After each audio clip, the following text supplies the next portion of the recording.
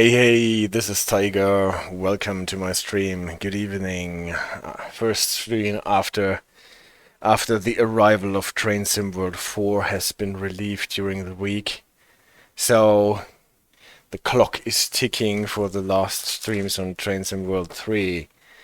1 month is left and then we have to switch to Train Sim World 4 if we don't want to be vintage. But a lot of the things that are true under Train Sim World 3 are true under Train Sim World 4 as well, I'm sure. Hey AJ, thank you for moderating my streams. Nice to see you on the chat, and please read the disclaimer. This is something that stays true with Train Sim World 4 and following. Please leave the railway installations alone. We are just talking about playing a computer game, and the real trains and railway installations are not for us to touch, at least not when we're playing this computer game and are no railway officials, and then we have to follow all the operating rules that you know much better than I can ever hope to know. So, what is the idea that we are doing today? CD Radar is not here, unfortunately, but nevertheless, we are doing the stream today with the Tygerways ICE3 livery.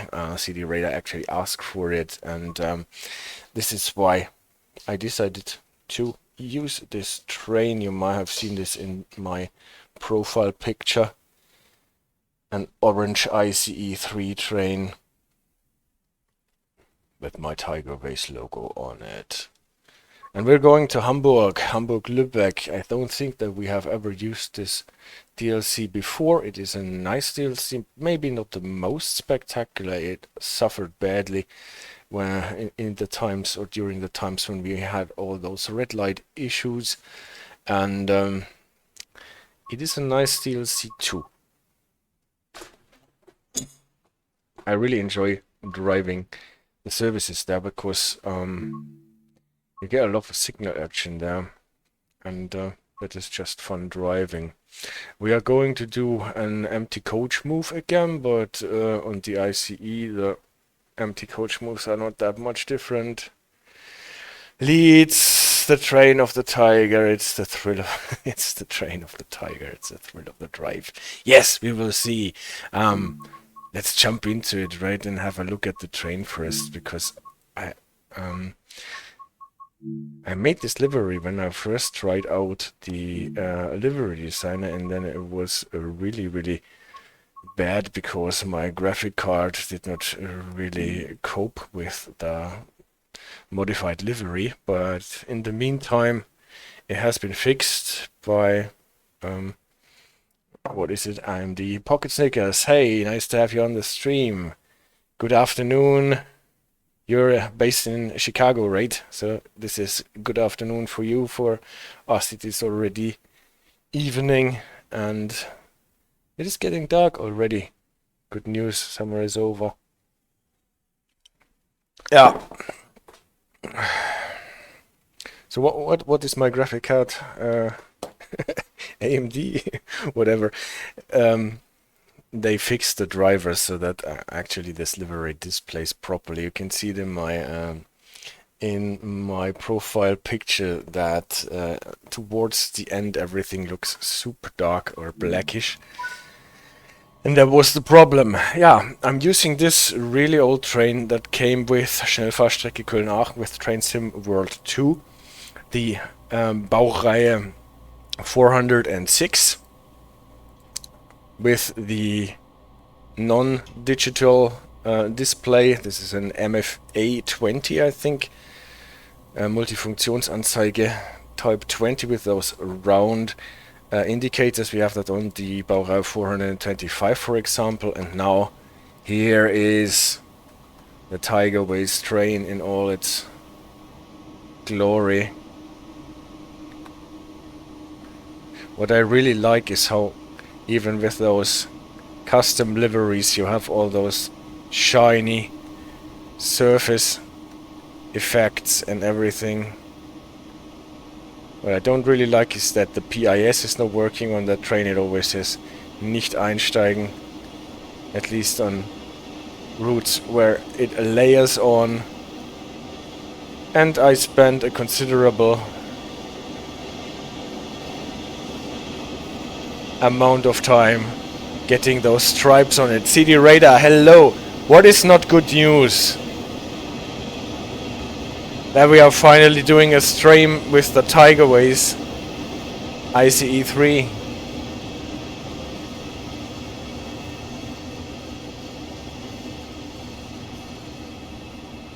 Here is where the pantograph is up, and then, yeah, obviously since the game is using one livery for both ends of the train, the stripes are in the opposite direction here on the other end.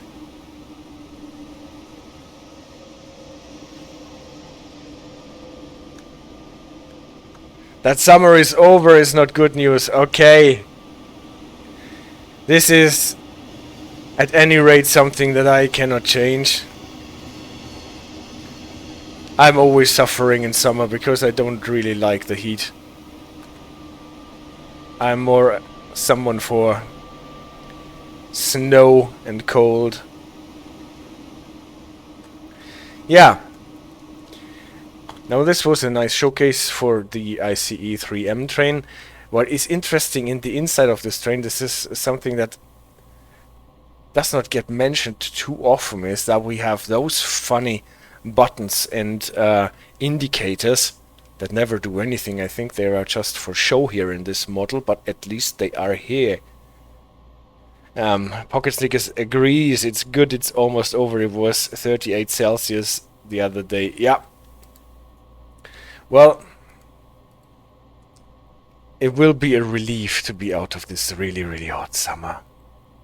Yeah, what I was talking about is those funny indicators and buttons, and some of them are here on the left side, TBL, ROZ, RAN, and this what looks like a grand piano with an exclamation point, GATB.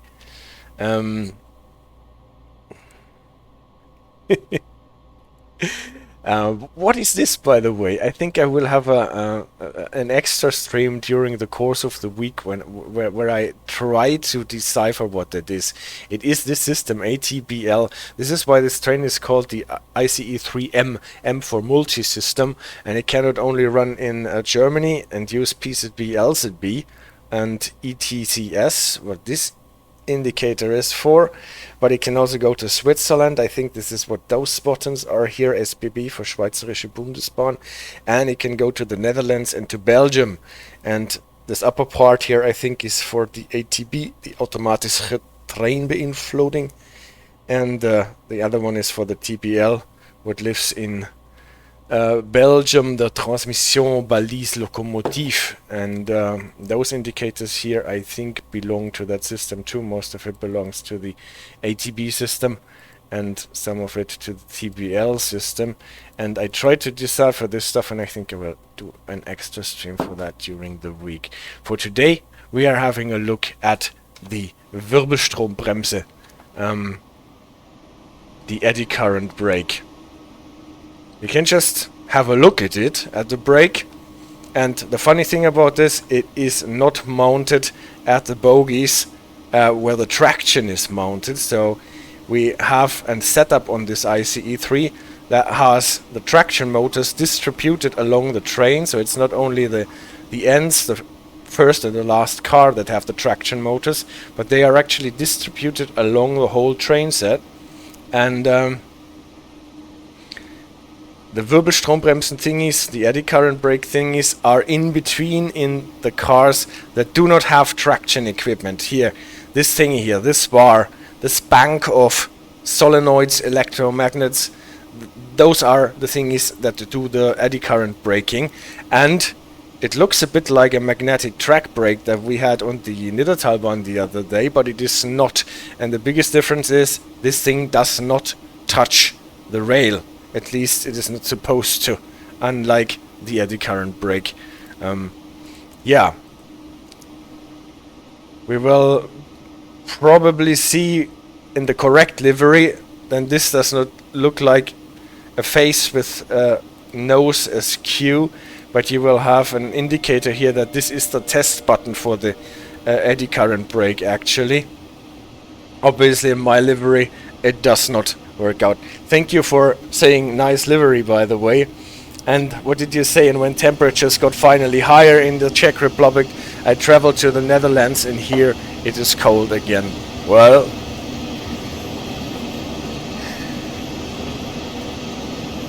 I don't mind it not being that cold, but one thing I wanted to show you is this screen here is for Bremszustand. This is the, well, condition monitor for the braking systems. Unfortunately, in this train, the Baureihe 406 from Köln-Aachen, this thing does not work. On the ICE 3 that comes with Schnellfahrstrecke Kassel-Würzburg, this thing is actually working. I think we will have a look at this after doing the run with this train here. Unfortunately, my livery does not work on the 403. But well, anyway, we're driving this train first, and then we will have a look at the working version of this Bremszustandsmonitor. You can see that here HL is Hauptluftleitung, is the brake pipe. Should give you the reading for the brake pipe here, and for the main reservoir pipe, the Hauptluftbehälterleitung as well. It doesn't. And then you have all the indications for the disc brakes. This is this icon here, so the normal air brakes, the electric brakes that we have on the train, and on every traction motor more or less. And this is the eddy current brake, the Wirbelstrombremse, and we will see how this looks in the other train. Actually, we can do that right now, or no, we don't do that. We just restart this and drive the train first. I'm excited about Train Sim World 4 and OBB there. I am excited about Train Sim World 4 too, I have to admit. First I was shocked. I was so, oh no, not again a transition, and probably I will lose my progress finally because they will blow it on Epic Game Store. But I have to admit they actually addressed and tackled quite a lot of interesting features, like the rain on the windscreen and the editor, obviously, and also some things with the HUD and the key bindings, especially. If all that works out as intended, then it is really a good thing. And we will have obviously a video about signaling in Austria quite soon. It is not so super difficult if you know the German HV system and the Swiss system L. Then it will not confuse you too much, the Austrian system. And also we will have obviously a video about the Metrolink, the, what is it called, SCCRA, I think, or something like this, signaling. What is also not so super confusing because it's more or less Union Pacific route signaling. So, but anyway, we will have it, obviously, of course. And this is what I will have to do for Train Sim World 4, and I'm really excited. I'm looking forward to it. Obviously, I already bought the deluxe edition, and then we can play in early access as soon as it is out. Yeah, but for now we are playing Hauptstrecke Hamburg Lübeck. We are playing an empty coach move, so we don't have to let any passengers go in. But no, I don't want to play it in this weather. I wanted to play it in the fog and in the night, and wanted to have the sunrise while we are driving. So choose a route, Hauptstrecke Hamburg Lübeck timetable. 406 Tiva, this one, and for that I will have to go back to February and start with foggy in the morning. This is the setting that I picked out for today. And if we're lucky, like I was when I was preparing this service, then we will get at a beautiful sunrise. We're getting closer to Lübeck. So you really like the trains in the Netherlands?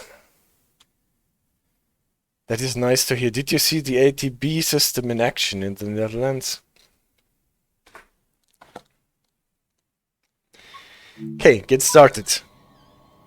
Train is already on, pantograph is up, main circuit breaker is on, reverse it to forward. Here are the safety systems, CIFA, PCB, LZB.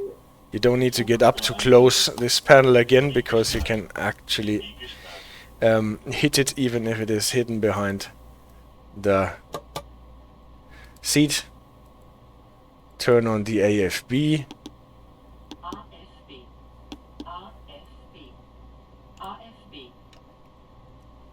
We are good to go. HP2, VR2.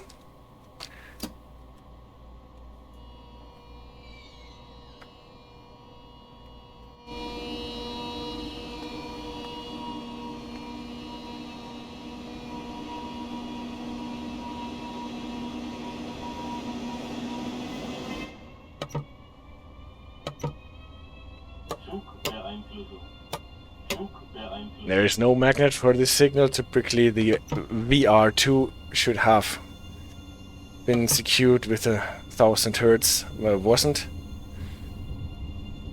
PCB starting program. Indicator that we're going to Lübeck. I don't release from the starting program because we are in a 40 kilometers restriction anyway, and since we got a VR2, probably we will get another restriction that we have to acknowledge at the next signal, so I just have the starting program run. I'm surprised the service is this long. I think I went from Hamburg to Lübeck by bus and it wasn't more than 2 hours maybe. Yeah.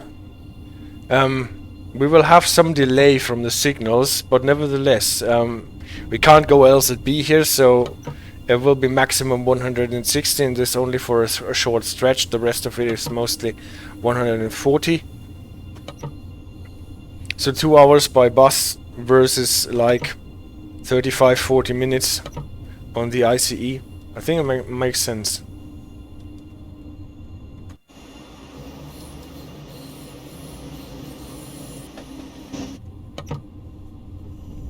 Here is the next VR2.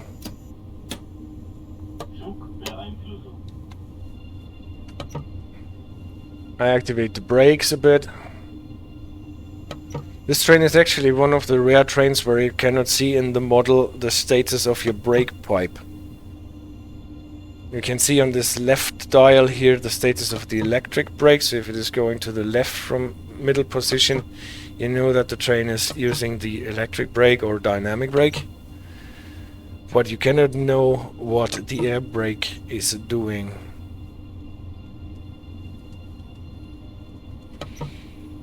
At this signal we got a new 1000 Hertz. This is why the 85 is flashing.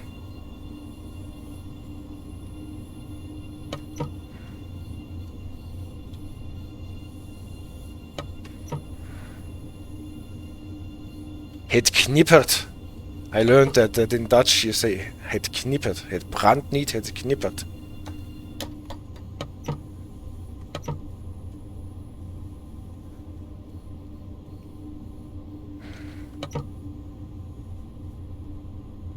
Yes.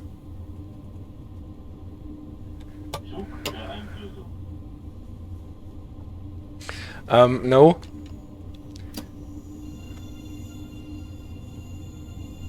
The airbular must fit in somewhere too, right? Yeah. So that you actually have to switch between this screen here and the brake screen.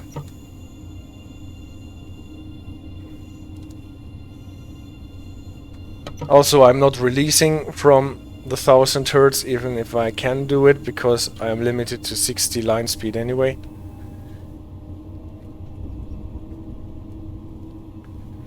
So I think you can actually switch here those screens, and then probably the right one would be for the abular system that you would have on constantly in real life.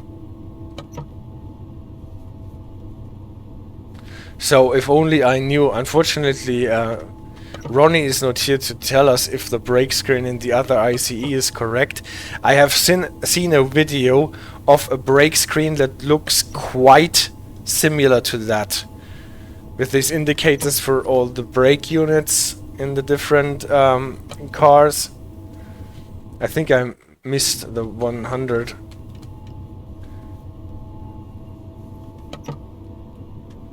This is why I'm still going slowly. We can accelerate to 100 here. Mustn't be too slow, otherwise we won't get our signal action. So you see, I'm using the AFB, but I'm still not trusting the AFB completely, but I'm setting my target speed with the AFB and then adjusting the power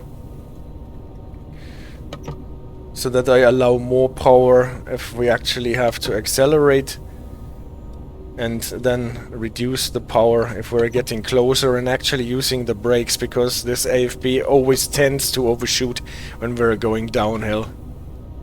Here should be the 120 sign. Yes.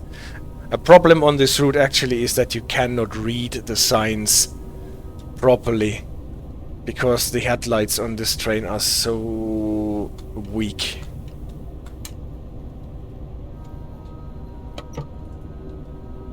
So especially the LF6 signs that warn you about an incoming speed restriction, they just flash by in a split second.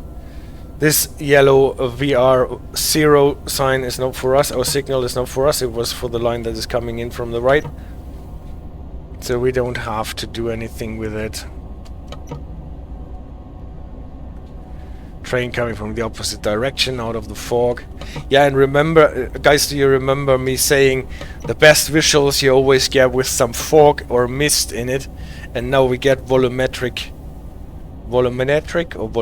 fog in Train Sim World 4, even on clear days.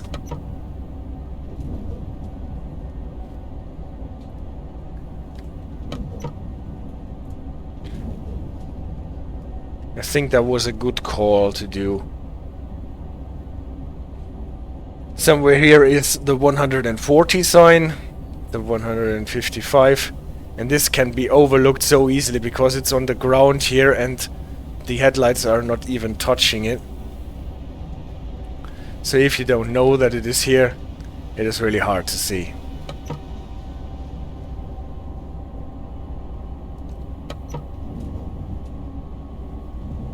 So now we are to 140, and until we get to Heide, I think is the name, or something like this, we are limited to 140.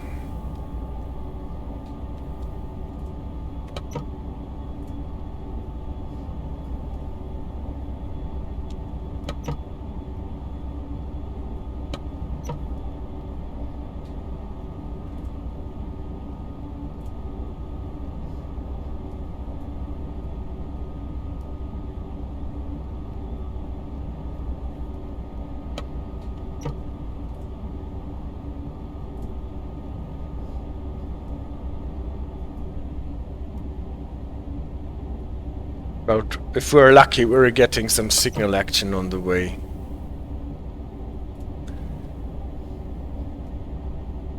So those lags are from the game. Not gonna lie.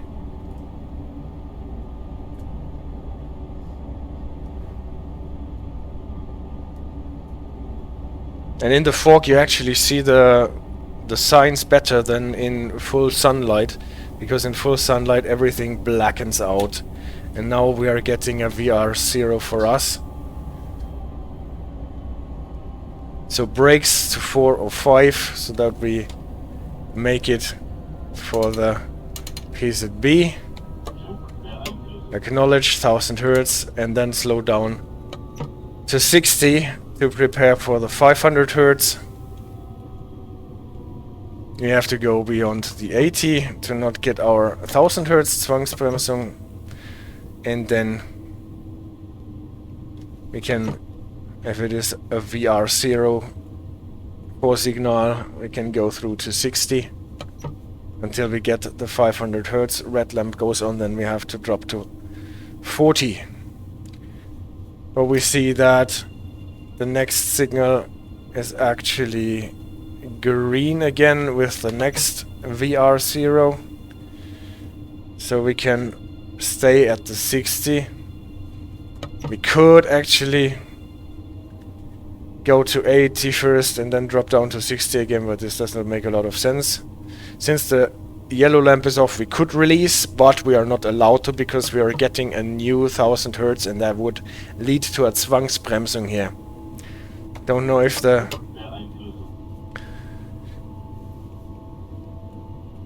PZB helper in the game still tells you that it is safe to release in a situation like this. It definitely is not. Now we can see a green light, and now we can, as soon as the yellow lamp goes off, release, and in the meantime we can accelerate to 80. What is the non-restricted control speed for the 1000 Hertz? Well, we see the next signal and we will get the next VR0, so even now that we could release, we're not doing it, but now we are doing it because now the 4 signal cleared. VR1, green distance signal, green main signal. We can go back to line speed 140. And this is what I like in this service here, that you got this quite subtle succession of different situations for your PZB. Next 4 signal is already a VR0. So drop to 60 again, 80 for the 1000 Hertz. Don't forget to acknowledge. 60 for the 500 Hertz in preparation.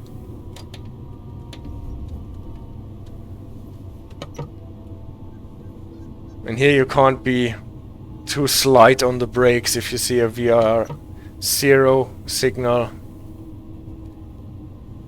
To make, when you're traveling with 140 or even 160, then you need brakes at the setting of 4 or 5 to make it to the 80.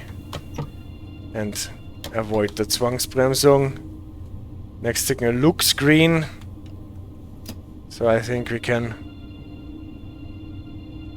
pick up some speed again. Every time you use the brakes you will get a traction lock, so you will have to put the throttle back to 0 or off. Now we can release and go back to 140.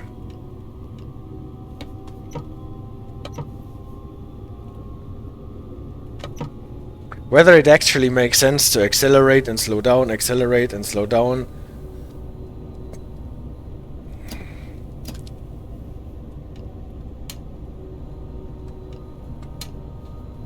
I think this depends. Because you never know. Has the train left the track that was slowing you down?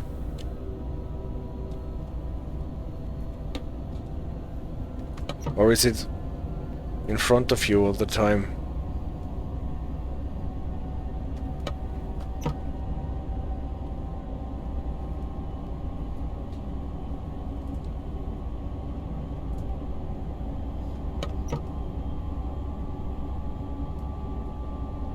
Look how this mast looks in the fog. I think everything looks so nice in the fog. And this is not volumetric yet.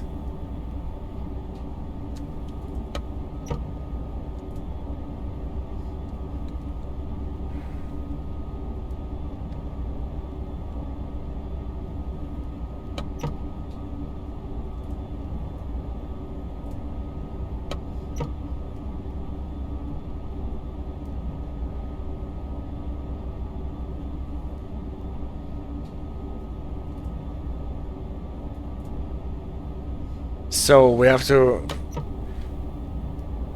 expect a reduction a slight reduction in line speed from 140 to 130 anytime soon.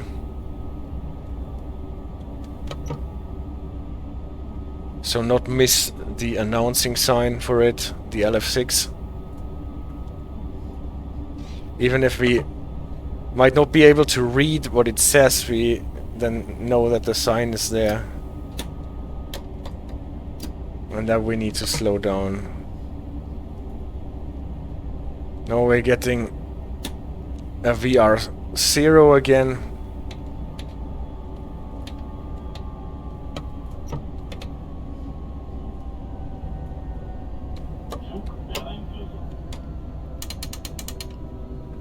Again, first drop to 80 to avoid the 1000 Hertz Zwangsbremsung.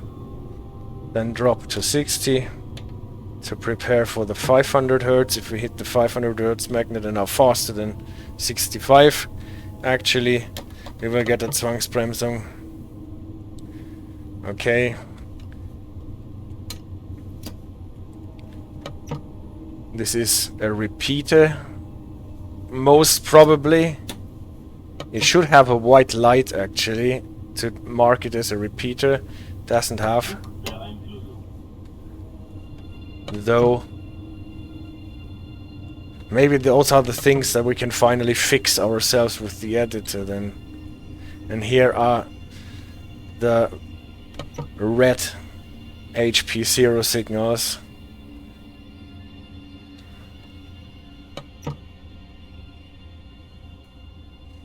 .500 Hertz lamp is on. The moment we are in a normal, non-restricted, and this will go to a restricted monitoring quite soon. You see, 75 and 85 are flashing alternatingly because we stopped in a 500 Hertz monitoring. We got the restricted monitoring. That means when we start driving again, we mustn't go faster than 20. Like now, signal cleared.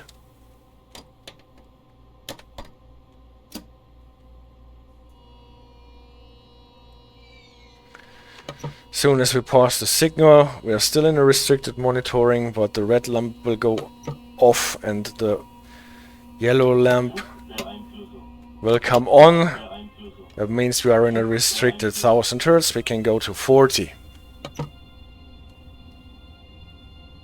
Unlike on the Talent 2, the system is not telling you those values, but you need to know them from the lamps on your MFA.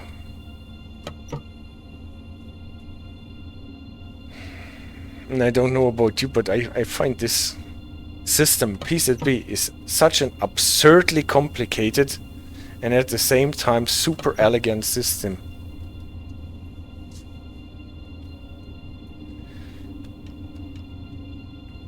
Now a non-restricted 1000 Hertz, only the 85 is flashing. But since we are a VR, we got, here's the 13 LF6. Warning about the reduction in line speed to 13. We could go 80 now because we are a non-restricted 1000 Hertz, but we got the VR0, so we are still keeping under 60. In preparation for a 500 Hertz.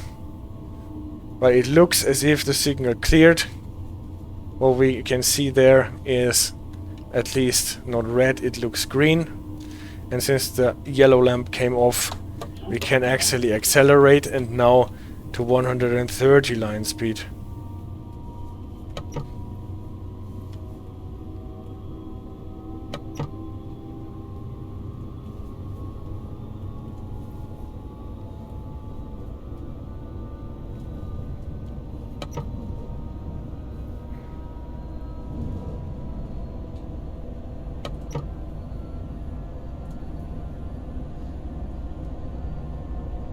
Now the reduction is already over again, 140 is allowed, and we are getting to the next VR0.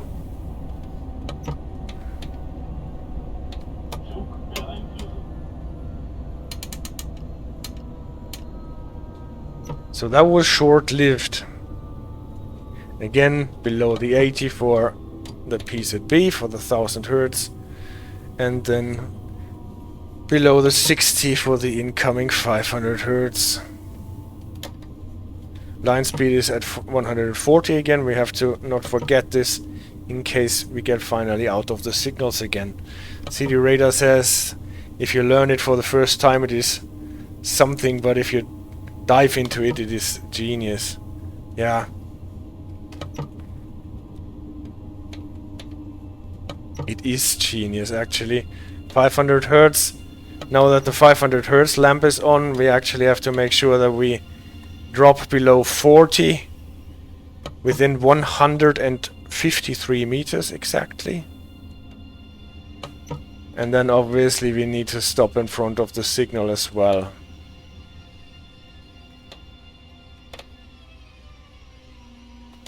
This time I won't go so close so that we can see it better. Again, since we stopped in front of the red signal, restricted 500 Hertz, not faster than 20 until we pass the signal, then restricted 1000 Hertz, not faster than 40 until the restricted part ends and we're back in a normal 1000. No, it won't be 1000 Hertz because there is no 4 signal on it. So we will be through it. We will be we will be free as soon as we pass the signal here, like this. Cleared.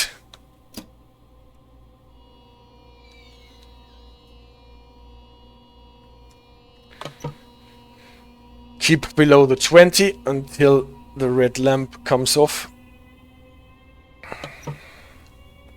Like now. We are at once, we're still in the restricted, but we can release. Why can we release? Because we got a green light, a so-called Fahrbegriff of at least 30 kilometers. We are allowed to go at least 30 kilometers. And we don't need to expect a new 1000 Hertz within the next couple of 100 meters. And so it is allowed, it is possible, allowed and makes sense to release at this point. We can never release from the 500 Hertz, but we can release from 1000 Hertz. Well, the next 1000 Hertz is upcoming, but it cleared. It was yellow and cleared to green, so the VR0 cleared to a VR1 distance signal, this one. Meaning we can go on accelerating back to line speed of 140. And now we need to be aware that we are closing in on Berchtesgaden, and Berchtesgaden has an awkward limit to 90, from 140 to 90 in track speed for a very short piece of track, just going across some switches, then back to 110. And after the station, back to 160 for a short spell.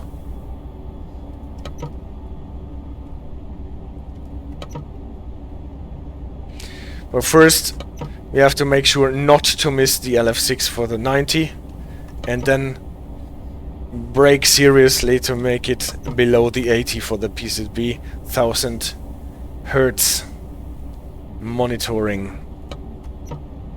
Again, signals. The light signals are clear, but we have to prepare for the fixed signals for the LF6 sign. And here it is! Well, the lag actually helped us because it froze a bit before. You remember, this is one of those situations where a reduction to 90 is incoming. We are going faster than 15 kilometers above speed limit. So the magnet is active.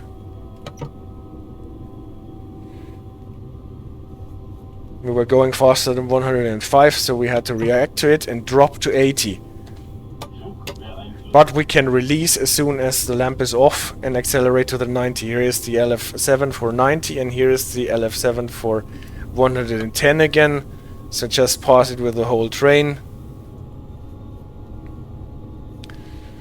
Like 4 of those masts.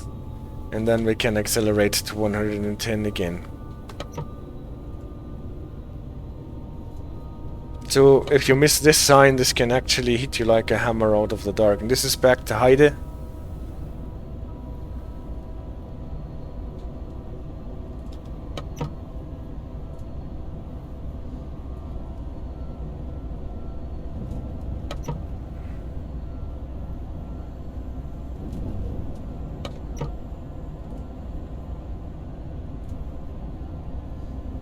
Did I miss it? No, no. I did not miss it. Soon there will be the increase to 160. Here is 140 first. Is it really 140? Yes, it is.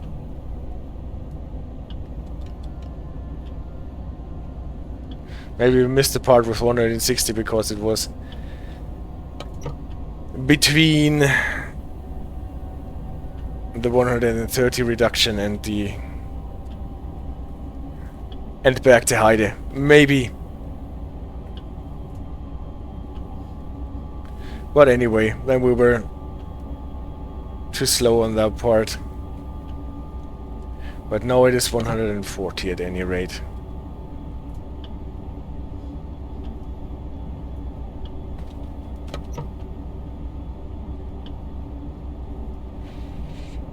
And now the sun is rising.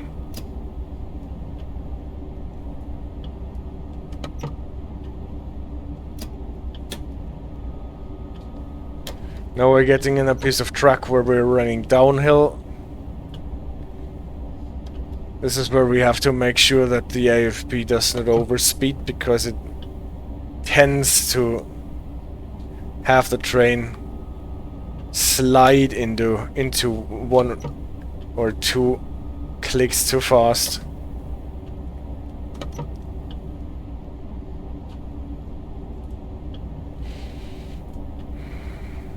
So I'm mostly coasting and using the first notch of the brake system.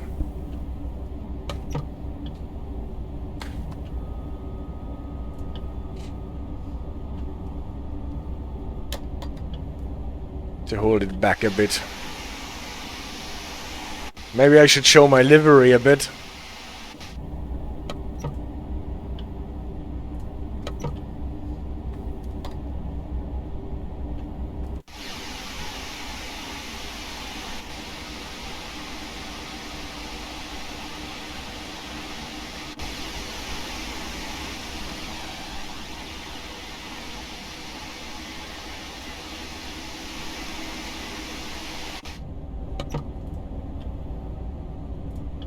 That was only a bit, yes. It's always hard to leave the cap, because then all of a sudden there is a signal or whatever, or you miss the CIFA button. Only a bit. Now that we're getting some snow.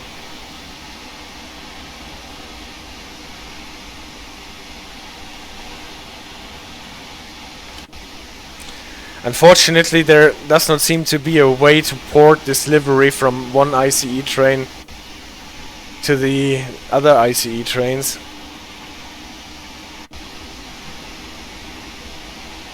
Well, we'll see what the new livery designer can do.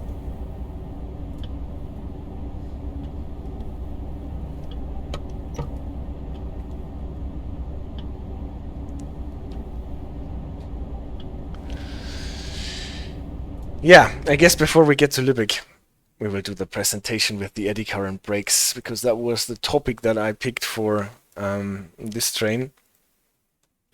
And the ICE3 is the first commercial train, as far as I know, to sport Eddy Current Brakes as additional brakes next to the air brake system and the dynamic brake system. First, it was only for emergency brakes, for emergency or forced emergency brakes, and then after a while it was also allowed for some situations when you're running under LZB. And Why can I not put the livery online? I cannot, because I think they said that there are licensing problems, that they did not get the license from Deutsche Bahn to put the ICE trains into the livery editor hub, in the, what is it, creator hub, or whatever this thing is called. It is. I thought, yeah, I can put my livery in there, and then they said no, it does not work with the ICE trains. So I built a quite similar one for the Western diesel locomotive that we had in the West Somerset Railroad, but obviously this is not a locomotive or a train that you would use that much, as you would probably use the ICE. This is why I cannot put it online, otherwise I would have put it in the creators hub. I don't know the name now. Eddy Current Brakes. How do eddy current brakes work? Again, I have to strain my abilities to understand and explain physics. And we start with that. This is our rail. Our rail is made out of metal, as we know. And there is a metal bogie with metal wheels running on it. And we have seen that this bank of magnets, what is more or less the main part of the eddy current brake, sits here on the bogie, on the cars that don't have traction equipment. So it is divided. Some cars have those traction motors on their bogies, and some have the additional braking equipment on it. We will see that in the brake screen, that this is actually distributed.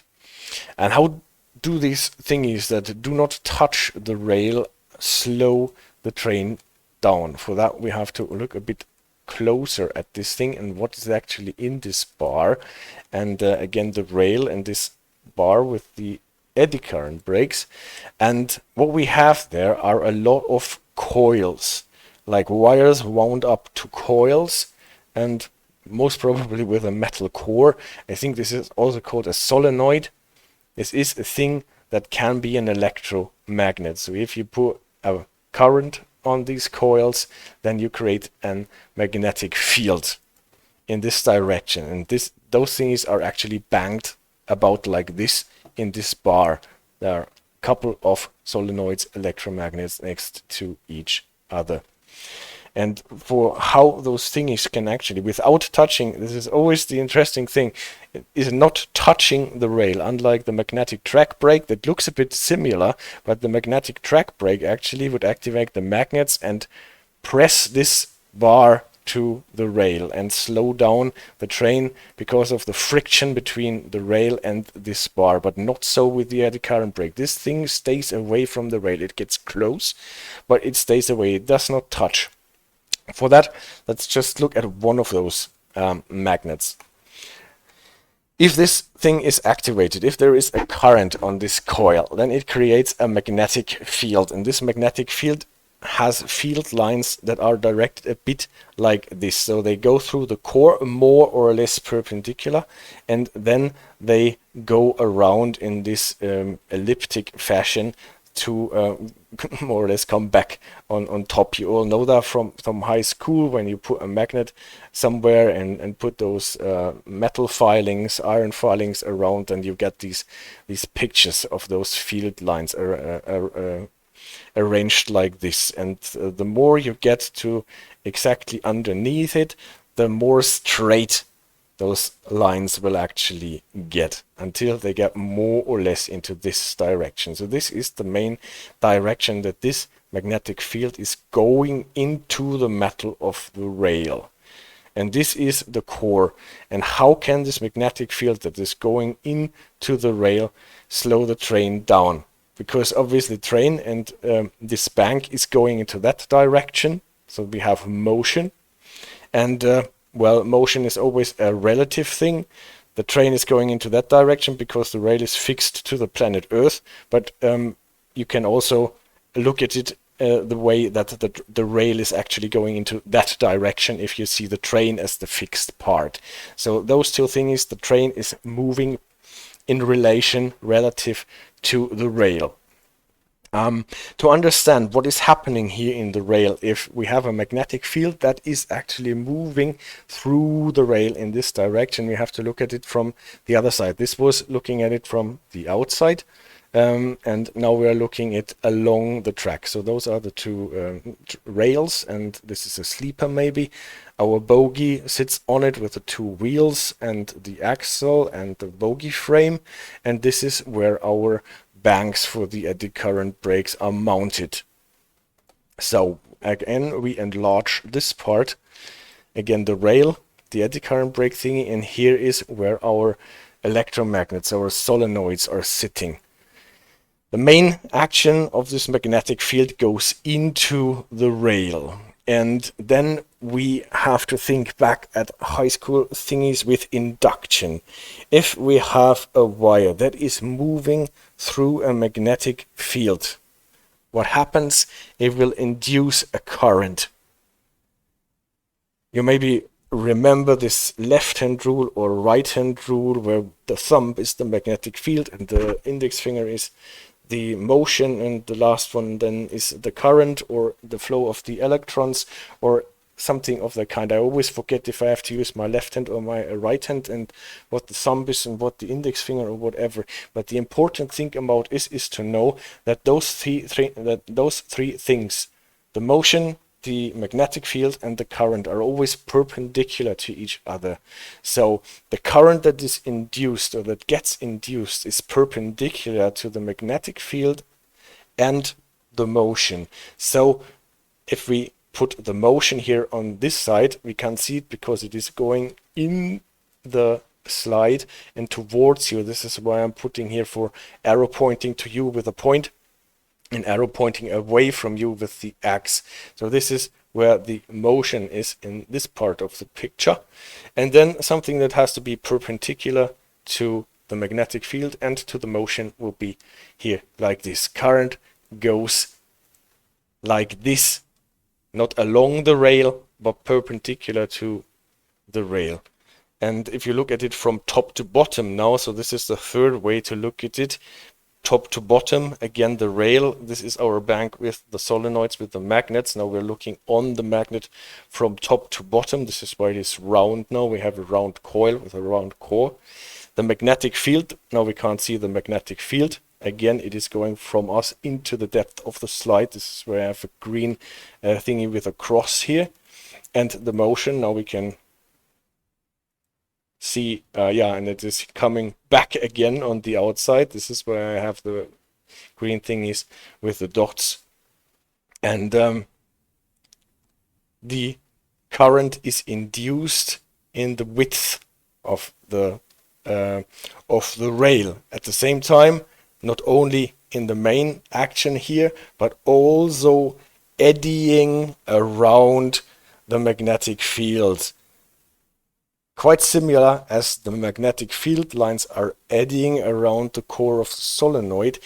According to, I think it's Faraday's law of induction, we have the current eddying around the magnetic field, and at the side where the magnetic field is moving to, it is going into clockwise fashion, and where the magnetic field is going away, it is going into the counterclockwise direction. And this is why this is called an eddy current brake, because those are the eddy currents. They are eddying around the magnetic fields here, going in a more or less circular fashion, always into that direction underneath the electromagnet. And since there are many of them in the banks, we have quite a lot of those eddy currents. The movement at the same time is always still that. The magnetic bank is going down on this slide, and the rail is seemingly or relatively going to the upside of the rail. So this is our orientation that we have. The moving train with the magnetic field induces a current in the rail, an eddy current that is going that way, eddying in the rail. And how does that slow down the train? Now we can actually close the circle when we think back of what we discussed last week about the field weakening. We talked about having an series wound DC electric motor. We are sending a current through a coil in the armature, in the rotator, at the same time creating a magnetic field, and the current in the wire in the magnetic field translate into motion. It is circling around, it is rotating. And then we came to the point where this current in the wire rotating in the electric field was creating a back EMF force that was actually at some time counteracting the I think it's the Lorentz force that propelled the rotor around in the magnetic field, up to the point where the motor would not go any faster until we weakened the field. So last week the back EMF was actually the problem that we had to overcome to go faster. And now we can use more or less the same effect to slow down the whole train effectively, because now we have a current running in a magnetic field about that way. Now we're looking at it from the side, so our currents are more or less flat at this point. I think they are not really flat because they follow those elliptic magnetic field lines coming out on the outside, going into the depth of the slide, at this point coming out to us. So those are the eddy current if you look at it from the side. And again, a current in a magnetic field in a moving wire, because the moving wire would be our rail that is moving relatively to the train, creates or induces at the same time again something like a back EMF that translates into a back motion or back movement force. And this is the force that is counteracting the movement that we are putting in. So the same effect that was slowing down our DC motor with the back EMF is more or less slowing down our train with the eddy current brake. We are putting in some energy to energize those magnets, and they transfer this energy to a current in the rail, and this slows down the motion. And where does the energy go to? It goes into heat in the rail. So this process actually heats up the rail. But since the rail is really long and we are going alongside the rail, and the rail cannot melt because we are just passing it before it gets significantly hotter, we can live with that.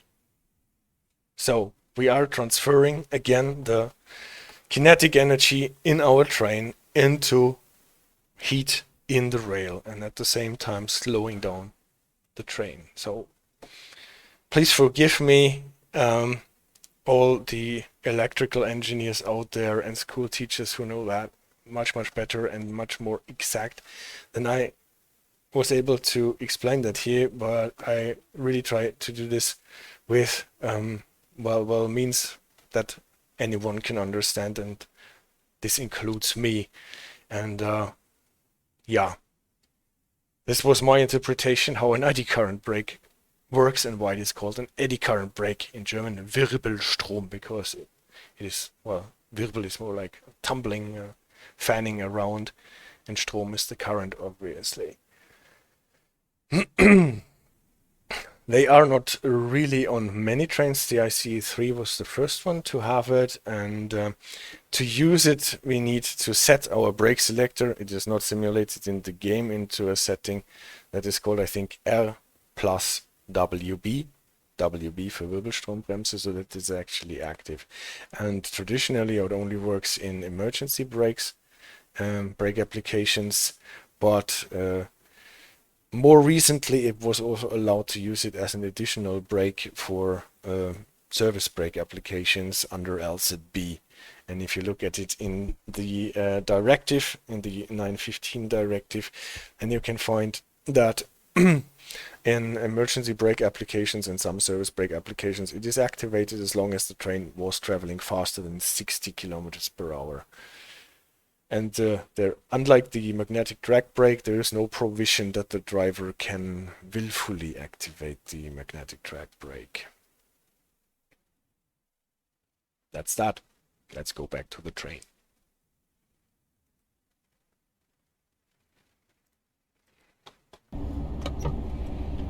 And let's have the snow falling.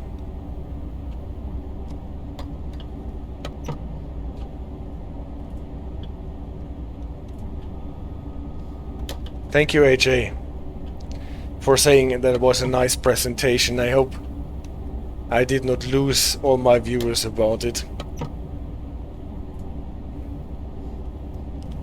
And it is animated, says CD Raider. Yeah. That's actually what I try to do in non-animated PowerPoint stuff. Is always quite even more boring than the animated PowerPoint stuff.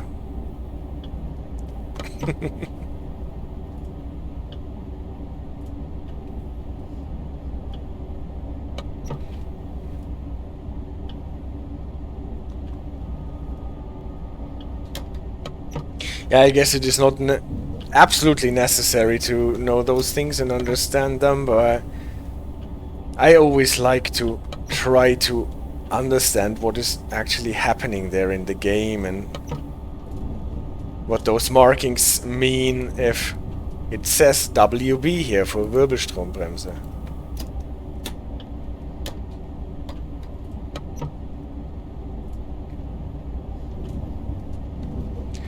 This is Bad Oldeslohe here. Bad Oldeslohe. It is not called, for all the English speakers out there, this town is not called Bad Oldeslohe, and it is not about, well, a negative comment about your computer or your car or your racing horse. It is called Bad Oldeslohe.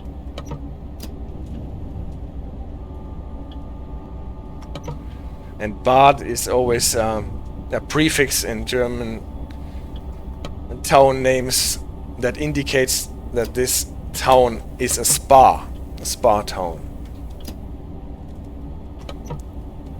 So this is actually a privilege for a town to be allowed to call itself a bad. I did not look up what Oldeslohe means. No idea, but that is the name. And now I can see the sun coming out on the right.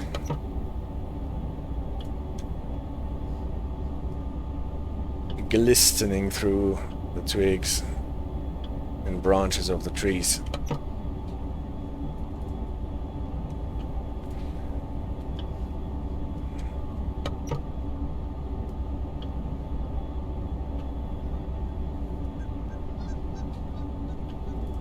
Did you hear the ducks? They are quite prominent on this route. There are a couple of ponds, and every time you pass the ponds you hear the quack, quack, quack, quack, quack, quack, quack.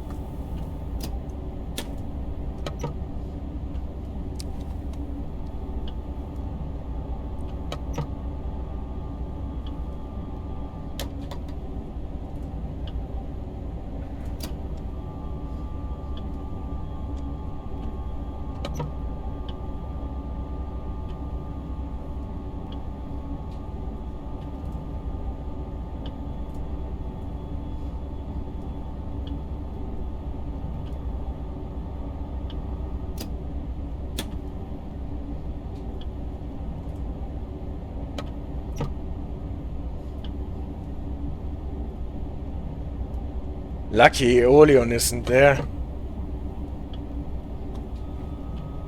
Because of the sun.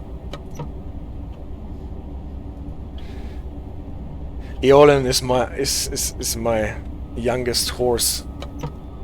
This is why AJ is saying luckily Aeolion is not here. And she always gets triggered by the sunlight glistening in through the windows in the riding hall.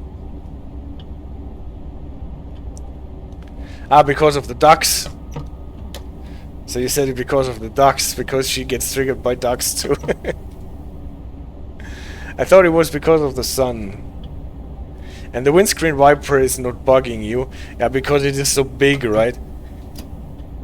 It's the biggest windscreen wiper ever. What horse? It is a Wahlander horse. That means her mother was a Friesen horse and or is a Friesen horse, and her dad was a pura raza española, Spanish purebred.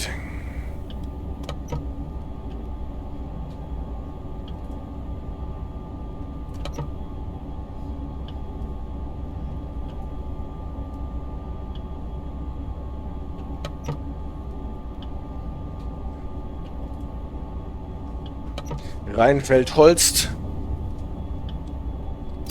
Yeah. I do own horses.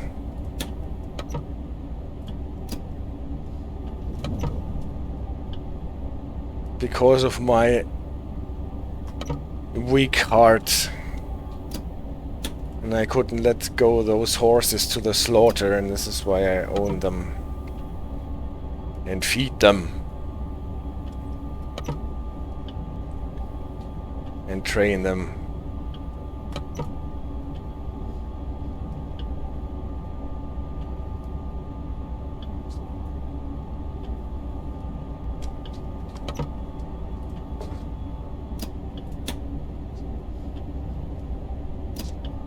And pay almost every bit of my salary to keep those horses up. You know one guy who owns horses for racing? Oh, that's crazy. I hope he treats them well.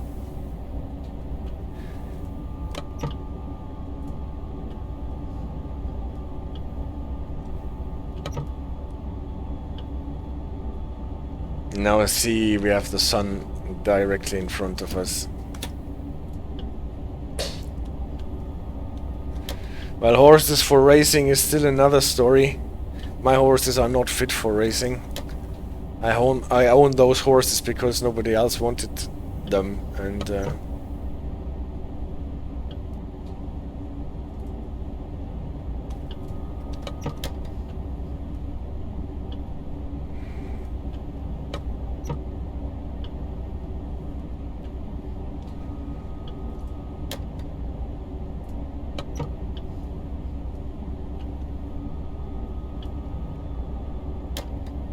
last time I was with one of my horses in some kind of a, well, event with other riders. She freaked out and almost destroyed the whole formation.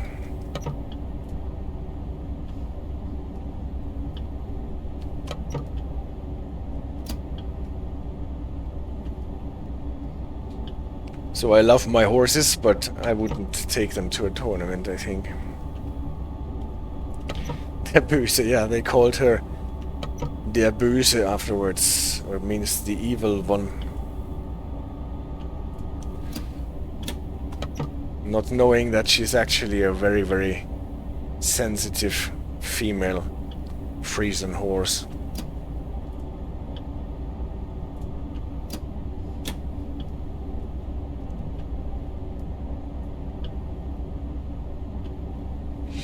So, now we mustn't miss the slowdown for Lübeck main station.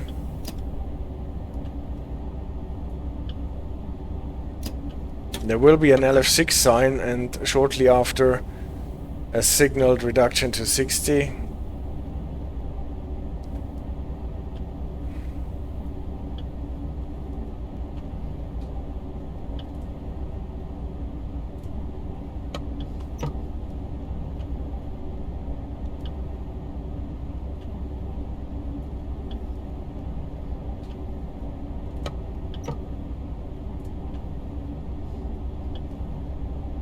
AJ, what do you say? We have snow, surprisingly, today.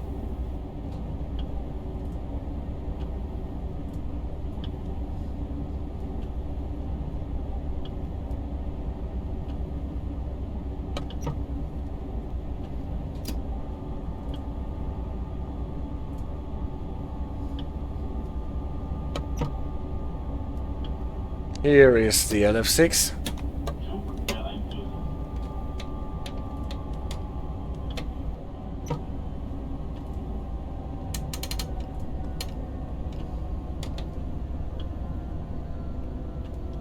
Again, we have to drop below the 80 for the 1000 Hertz monitoring. Since we did not get a VR0, we don't need to drop to 60 by now. But now we are getting a flashing KS1 with a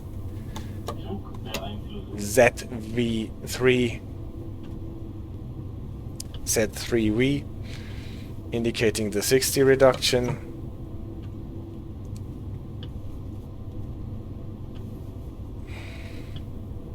It reminds you of cold and you don't like that CD radar. Oh. In winter we will play the hot DLCs again. And soon we will play Antelope Valley anyway, so then we can have Southern California.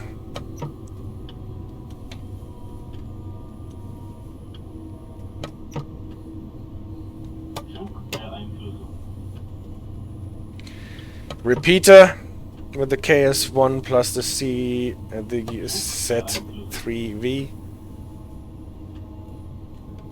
I'm acknowledging the repeaters too. They don't really have magnets typically. Here now the 60 execution. But the operating rules require you to acknowledge the signals, including the repeaters, even if they are not fitted with a magnet, and sometimes they can be fitted with a magnet. That won't warm me in Austria. AJ will give you a hug. Alright. If Antelope Valley will not warm you.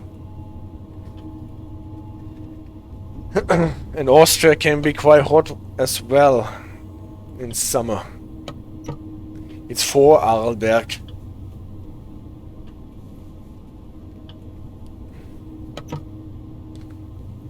And we will see the Bodensee, I think, right? Because we're going to Lindau.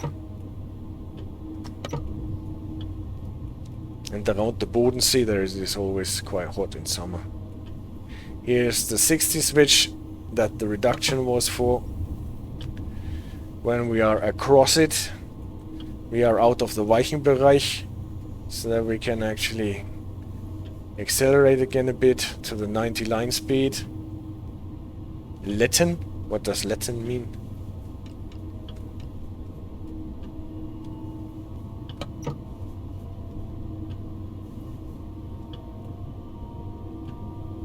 You don't know?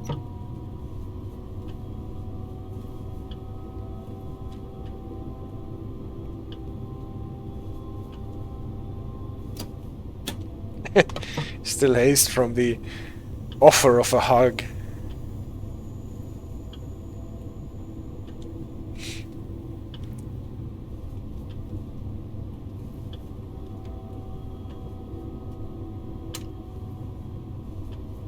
Now we have to slow down to the 60 again, because at the next signal we need to slow down to 60. Here's the repeater. It's always a bit confusing, but only a bit. The repeater is green and it repeats a yellow signal. Totally correct, because the green repeater is repeating the proceed part for the KS2, whereas the distance signal part turns the combination signal yellow to prepare us for the next main signal being red. And this is the signal at the end of the station. Leto, what is that, summer? Yeah, you said that.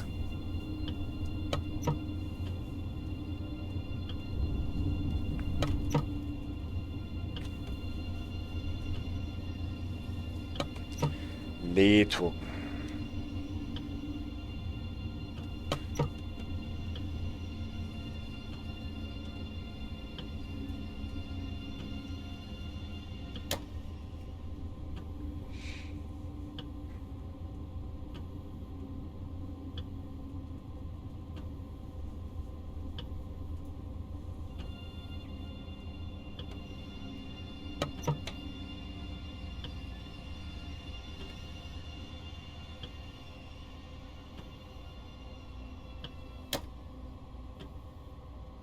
Will be interesting how this new mini hut works actually with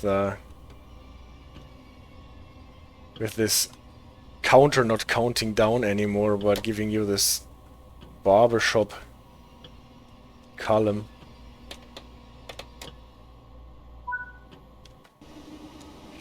And here we are. We used to be an empty coach move, and now we are picking up passengers.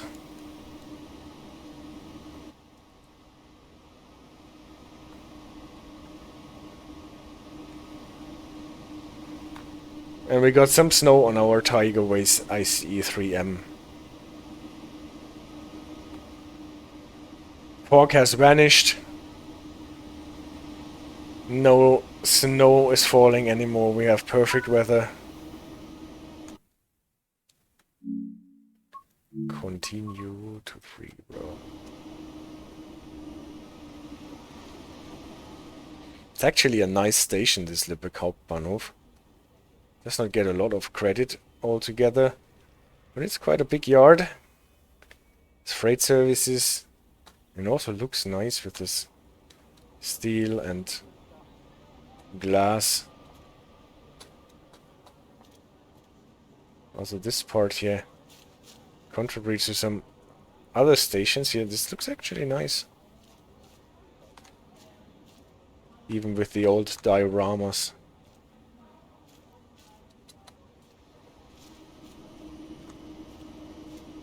Go out onto the street. Actually looks like a place, a town.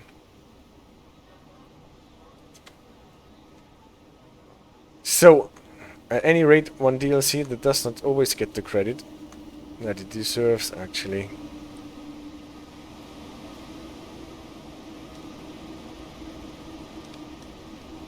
And we will see how all this looks under TSW4 with the new passengers that get mobile phones and luggage and stuff. And yeah, with the new lighting.